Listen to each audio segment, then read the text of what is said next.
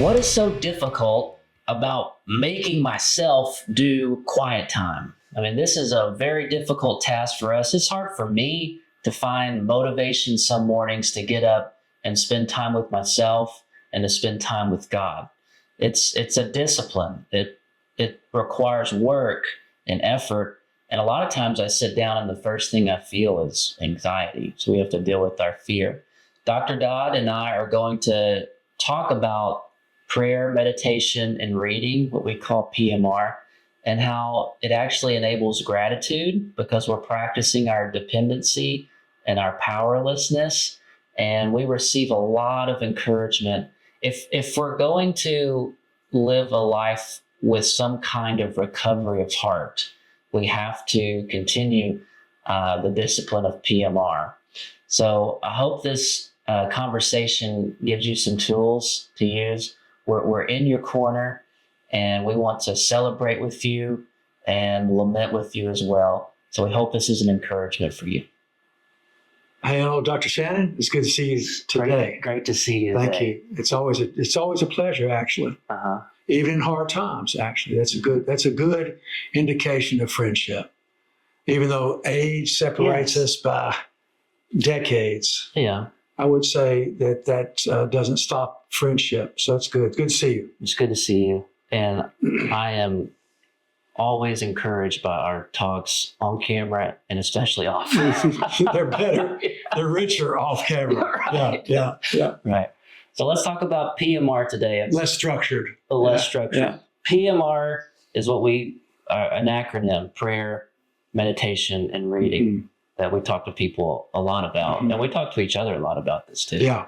So let's hit PMR today. Yeah. And everybody that we know, and almost this is kind of the world's desire too, is that everybody wants to know gratitude, wants to experience gratitude, which most people associate with happiness.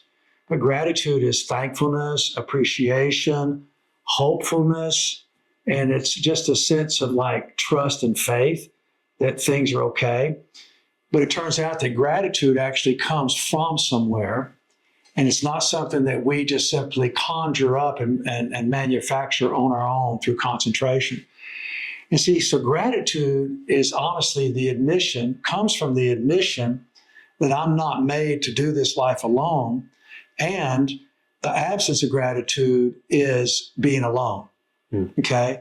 So that in neuroscience, everything clearly communicates now. It's not anything new, but neuroscience backs it up, which is what always been true, is that we're created to live fully, but we're emotional and spiritual creatures created to find fulfillment through connection to ourselves, others, and God.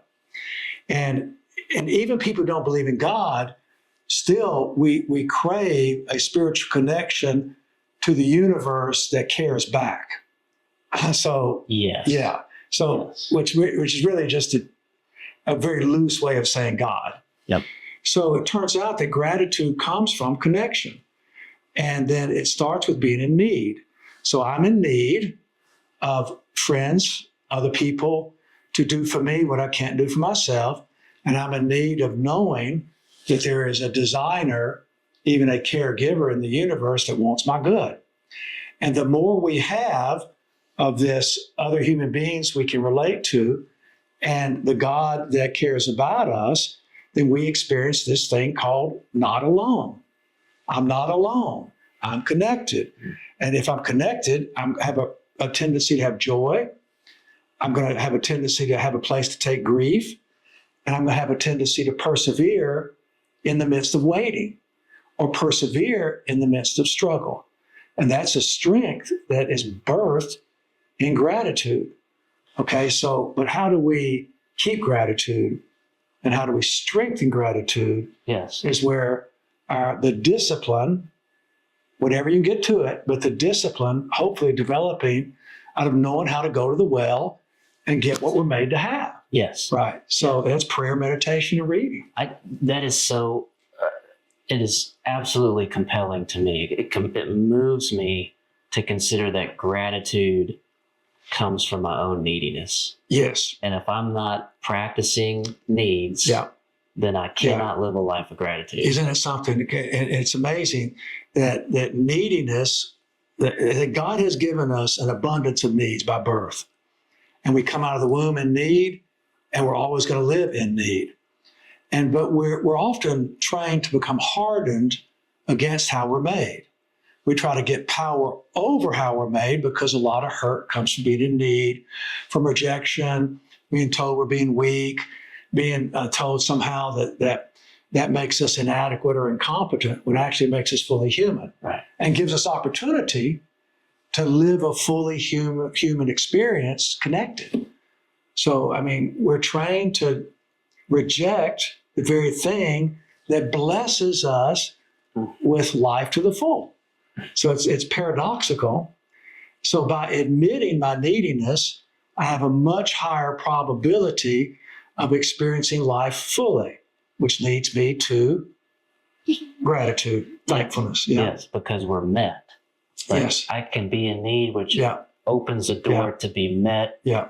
and someone's helping me. God's helping Yeah. me. And I remember one of the great experiences I had in my life is I totaled my car on the interstate one morning driving into Nashville. Now, that wasn't a great experience, but it was a 3-car pileup. I wasn't hurt, and my car was like done in. Somebody stopped really fast. They hit the person in front of them. That person in front of me stopped fast. I hit them, and traffic backed up forever. People were cursing because us sitting on the side of our wrecked cars, we're getting cussed by people who were having to be delayed. But the beauty was this: I had a list in my wallet of people to call when things happen I wish didn't happen. All right. And so I called this guy, I called this lady, and then within an hour and a half, there was a wrecker there, and I was back in Murfreesboro. I had a rental car, and I was at work in 2.5 hours after totaling my car. And I was grateful. And I was grateful because, number one, I wasn't alone. I knew I was needy, and I could practice doing what needy people do. They reach out for help. Yes. And it's amazing, those people in my life. Now, that's over something very practical, like sort of an emergency, a tornado relief, or car crash, or a sickness. But we're made to have that every day. And we don't have to wait on crisis. And if we're not building gratitude, or we're not building neediness, and we're not knowing how to express neediness, when the crisis comes, we won't know what to do or where to go. Right. Yeah. It'll increase our loneliness, our aloneness, rather. And anxiety. Yeah. And anxiety. Because once you're alone, you're anxious. Mm-hmm. And if you're anxious, you can't have gratitude. Okay. And therefore, you're always watching out for danger instead of looking for opportunity or help. Yes. And, talking to people, this is one of the biggest roadblocks, to actually sit down in a chair somewhere in my home and pray and read and journal. As when I sit down, I immediately hit anxiety. Yeah. I start thinking of my to-do list. I start doing the dishes. I'm up and about, and I don't even know that I left the chair. It's like, how did I get here? Well, yeah. Wasn't I going to get all grateful and ready to go? So we feel bad at it. Like I sit down and I'm not good at this. Yeah. I just can't do it. Yeah. I'm not good at it. Yeah. I feel the nervousness, and we get the toxic shame, all the thoughts. It really, a lot of times the first experience we have when we sit down is a lack of presence, anxiety, and we'd like to be anywhere else. Absolutely. Yeah. And if we will dare to push through our anxiety, on the other side of that anxiety is the connections we seek. Okay. Because one of the things that I look forward to is as much PMR, as much prayer, meditation, reading as I can possibly get, because I know what the benefits are. Now, in the beginning, however, or in times when it seems like I'm more alone than other times, and therefore, no help has come, the moment we sit down and admit need, we're admitting that we're powerless over solving our own problems by ourselves. And that to admit need means that I'm going to be exposed as needy. And if you have a series of wounds from being in need, or if you've been mocked for being in need, or all it did was increase your negativity or negative experiences, then sitting down with yourself and asking the question, where am I? Like, what am I feeling? What am I needing? Immediately, fear of asking, okay, fear is a feeling that lets us know that we're in danger or in need of help. And if you're not good at being able to admit need, which is acknowledging fear of not being able to do it by yourself, anxiety snaps into place, because anxiety takes us away from having to be in need. So we start figuring out all the things we can possibly do to avoid admission, the admission of needing others in God to do with me, for me, and walk with me as I attempt to live life fully. Yes. You know? And it's like anxiety ridden. So we would much rather be distracted at first than to have possession of experience in our own lives. And when we sit, we feel that. We feel it. When I sit, I feel. And when I'm asking the question, what am I feeling or where am I? I'm literally inviting myself into facing, I'm not in control of life. And codependency or so many other disorders are our attempts to try to control life, yes, instead of facing how needy we are of others and God to live life. Yes. So we're going to have anxiety, which is a sense that I'll be helpless if I expose neediness. So I don't get control. I'll be in trouble. Yeah. So prayer is saying, will you do this for me? I can't. Will you do this for me? Because I don't know how to. Will you walk with me? Will you strengthen me? Will you go ahead of me? Will you promise me? Will you guarantee me? And all of these things render us children, because this prayer meditation reading starts out with prayer. Yeah. And meditation is actually listening to our own heart's voices and listening for who we're hungering to respond to our questions. So prayer is talking or being in conversation with God and from ourselves. And meditation is listening to ourselves and listening for the whispers of God. Okay? So after basically we need to get up in the morning. The first thing we do is sit down, rest, and be quiet, which you said rouses the anxiety. It's like, oh man, if I sit down and be quiet, I'm going to start thinking about all the things I haven't done, need to do, better do, and better hurry up and get there to do it. Yes. So that makes us run away from what we could have, right, if we're pushed through. Well, we had a group recently in their men's group. There are 3 home builders in this group, like random, collection. We got 3 of them. It's amazing. And it's a Monday morning. Our group's on Monday morning. It's the busiest and earliest day of my week, because everything that didn't get finished Friday it's on the table Monday morning, 6 a.m. Mm-hmm. And there's text. And it was a beautiful moment in our group. They were all lamenting and speaking about the pain of that reality, and then being in group dealing with their anxiety, even though they know their phone's on the other side of that wall, buzzing like crazy. Mm-hmm. And I relate to that. I'm not a home builder. No. But when I get up in the morning, a lot of times my first thoughts are, what's on the to-do list? Yeah. What's the day going to be like? Mm-hmm. What am I most afraid of about today? And then I sit and waste time. With God. Not getting busy. Yeah. And your guys, and you can actually speak to this because this is a most recent experience. Your guys found out that by daring to let go of control, admit need, connect with others, right? Mm-hmm. And y'all end with the prayer. And they got up so early, they didn't have time to sit by themselves. They got up and got in their trucks or whatever and came here, right? Yeah. And so they leave better, fuller, more confident. And they also find that the world spun without them, and their problems actually, they'll find out, get more efficiently addressed, because what's amazing is by them being connected, they find that God is doing for them what they thought they had to do by themselves. Is this true? That's so true. And you can feel, I can feel the joy and the openness increase, like blinders on a horse, and then a 180 degree view. And those guys are going, hey, it's okay. But how do they find out with confidence it's okay, it's going to be okay? Because that's faithfulness, faith, trust, confidence, courage, and connection. Like, how?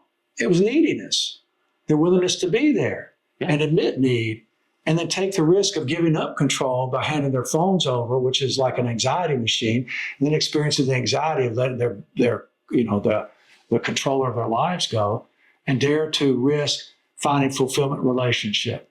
Yes. But Colton, there really is there are so many ways to do prayer, meditation, reading. Okay. I mean, and gratitude, it doesn't occur just by happenstance.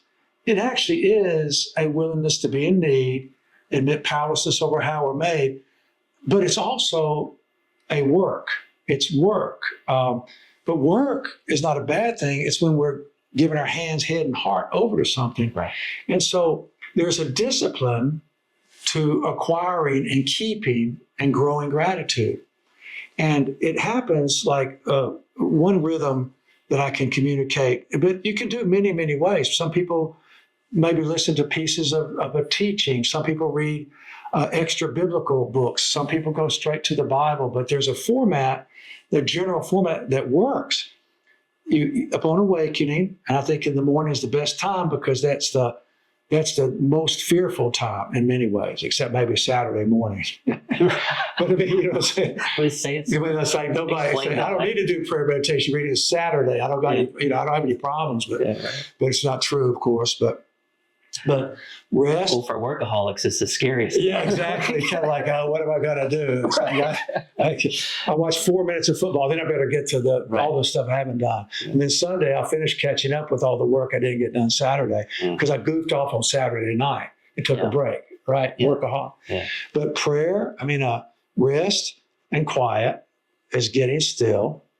And then prayer begins our conversation by us admitting where we are emotionally and in terms of need. Yes. And meditation is thinking about and listening for what we're hearing from us and outside of us, because we're in search of being okay. Yes. We want to belong and matter. We want to know we're safe and cared about, and we want opportunity to live fully. So it's prayer and meditation.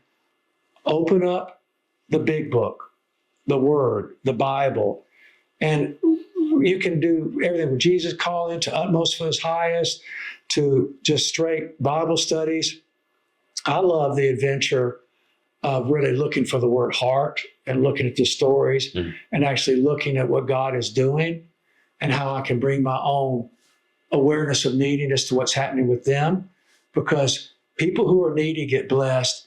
People who reject neediness miss what they could have. Yes. So after the readings and the prayer meditation and the reading, we're seeking in spirit, we're seeking inspiration.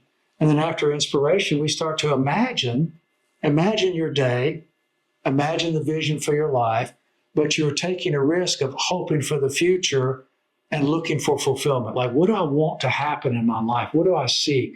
Yeah. Even what do I pray that God will restore what the locusts have eaten, even facing regret. But we're facing, feeling, and dealing with our lives. And then after imagining, you need to take a moment to celebrate.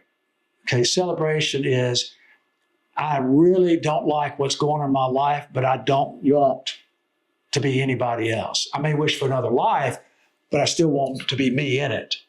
You know what I'm saying? So that's basic celebration is, I want my life. My life, yes. I want my life. Outside of fantasy, which we get caught up in. Mm-hmm. Yeah, instead of fantasizing someplace to go to get away from me. Yeah. I want to be me. In fact, you think about it, most people who even had rough parents, they don't want other parents. They just wish the parents they had dared to imagine being their full selves and becoming fully present, right? So after we imagine, then we need to challenge God with our needs. Meaning, God, you made a lot of promises. I'm taking the risk of trusting them. Will you be there with me in them? In other words, can I trust you? And at that moment, that's where we, in the prayer meditation reading, we hand over our fear to God, and we ask God to give us the energy, the passion to dare to hope and thirst and hunger and move towards that which He calls us to go and we want to go. So that which is anger. Mm-hmm. So this is so vital. I hand God my fear and ask Him for my anger. I hand you my fear, which is I don't know how to do this. I'm in danger without you because I know what alone is. And so I'm handing you my fear and saying, give me my willingness to do what it takes to do what I'm made to do, which means I'm trusting your promises because God gives us 4 essential promises. I'm with you. I go ahead of you. I'll never leave or forsake you. And I make you strong and courageous. Thus, the importance of PMR, to gain strength, to have joy, and be able to tolerate pain. I mean, that's good. That equips us to live our daily lives. And, you have this this free download from my website, chipdodd.com. It's also, on the Voice of the Heart Center. And we'll have it in the link of this video too. But while we're doing our prayer meditation reading, I think it's very important that we be practicing journaling during that time. Yes. And whether you're doodling on a page while you're just sitting there staring, you look at something in the Bible and all of a sudden you drift off to remembering a list. It's a time to recreate. I mean, having a list of things you need to attend to at the grocery store or at the hardware store during your time with God is okay, because one of our prayer needs is, Lord, give me my daily bread. And He's interested in our grocery list and our hardware list. He's interested in doing well, but we have to be in need for that to happen. So we need to be journaling, and this free downloads the different ways of journaling, asking questions related to things we can answer as we write things down, so we can increase our gratitude, increase our strength, increase our perseverance, and increase our capacity to deal with life that is often painful. What feelings, when you say God is interested in my grocery list, what feelings do people usually feel about that statement? I'll tell you what I feel. Yeah. I feel like, really? Mm-hmm. Seriously? Mm-hmm. So probably toxic shame. Yeah, fear. that's too small. Yeah. That's mine. Nobody cares about that. It's what I have to do. And it's it's too small to be loved in. But there's this amazing, and I know when we talk about prayer, meditation, reading, everybody goes straight to churchianity in a lot of ways versus Christ following. And even if you're not a Christian, prayer, meditation, and reading is still a seeking in the universe to be cared about and seeking that there are other human beings that will want my good. I mean, that's called being human. Yes. But there's a passage in 2 Peter, it literally says, cast all of your anxieties upon Him, God, because He cares for you. And cast all your anxiety, it literally means to fling the anxiety out, my neediness, like, help me, be with me, like, get it off of me. But it said, but that translates into this: anything that bothers me bothers God. Anything that bothers me, God's interested in hearing about it. And so that's a grocery list, because God says that unless you change and become like a child, then you can't even enter the kingdom of heaven. Our neediness elicits God's joy. He wants to hear from us about everything that matters to us. And the more we let our lives, the less we let our lives matter, the more we don't have from God and others. The more we belittle, deny, reject are ashamed of Yeah. how we're made, the less we get from others and God related to us becoming stronger, more able to persevere. Because the stronger we are, the more we persevere, the more gratitude we have, and the more willingness to struggle we have, the more we can love other people, bless other people, care about other people, and stand in the fire with other people. Yeah. Right? Yeah. So for us not to get up and be needy is to rob other people of what we could give them as they themselves are in need, right? Mm-hmm. So prayer, meditation, and reading, I think is an essential morning activity. A lot of people do it at night, during the day. Whatever we need to do, it needs to be done. And so we found we did an Instagram poll. Yeah. And most people were like, I do PMR whenever I can find time. Mm-hmm. It's like, yeah. So, And a lot of times that we think about the God of judging us for not being enough. We think of God like, okay, I can bother you with this because this is big enough, or God, you don't really do anything. God helps them who help themselves. And I get we need to help ourselves. But Eugene Peterson wrote a book about discipleship, the long journey. long obedience in the same direction. Yes, long obedience in the same direction, which sounds terrible. Yeah. So that slog is what it sounds like. Yeah. But it's the discipline of freedom, to keep freedom and to have freedom is to have a life of gratitude, but it's the discipline, the willingness to learn, doing what it takes to have the freedom and gratitude we seek. But Peterson wrote in this book something that I had heard 20 years before personally during PMR myself. I thought that it was just something that man may have made up. But in Peterson's book, he said that God is always inviting us into two things. That his commands basically, and his decrees, and his actions are invitations. We're being invited. And there are two things that Peterson said God is always saying.